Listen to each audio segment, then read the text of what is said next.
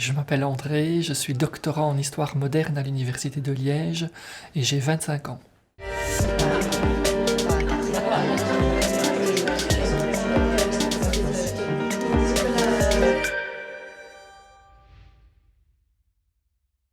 Je suis déjà venu au rendez-vous de l'histoire une fois, l'édition 2020 sur le thème gouverner.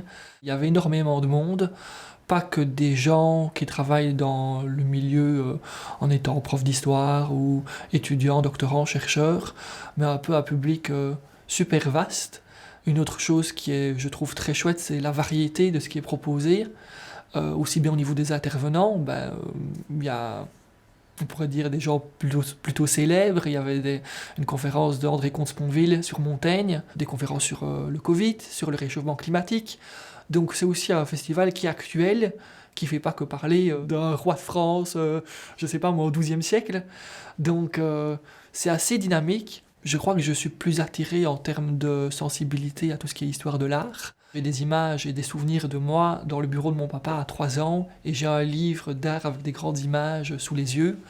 On a beaucoup été habitués à aller en Toscane dans ma jeunesse, à donc voir tous les pas de la Renaissance italienne. Mais commencer à par étudier un tableau de Botticelli, une sculpture de Donatello, sans connaître voilà, vraiment leur contexte de vie, aussi bien au niveau social, économique que politique. Il me semblait qu'il manquait quelque chose à l'édifice, a besoin, je crois, de comprendre le contexte historique dans lequel les œuvres d'art, qui étaient de base les matériaux qui m'intéressaient le plus, avaient été créées et produites. Mon grand-père paternel est originaire de Vénétie et est arrivé en Belgique en 1951. Comme beaucoup de mineurs, il y a eu un accord en fait entre la Belgique et l'Italie qui a permis l'arrivée de 2000 mineurs italiens chaque semaine contre l'échange et l'envoi de charbon en Italie.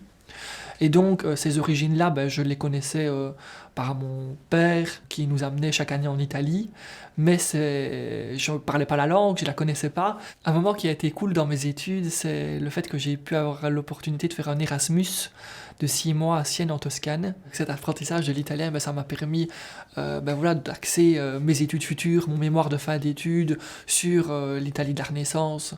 Ça a été un peu un moment déterminant dans la façon dont j'ai ensuite axé aussi bien mon parcours d'histoire à l'université que la façon dont j'ai mené ma vie depuis ce moment-là.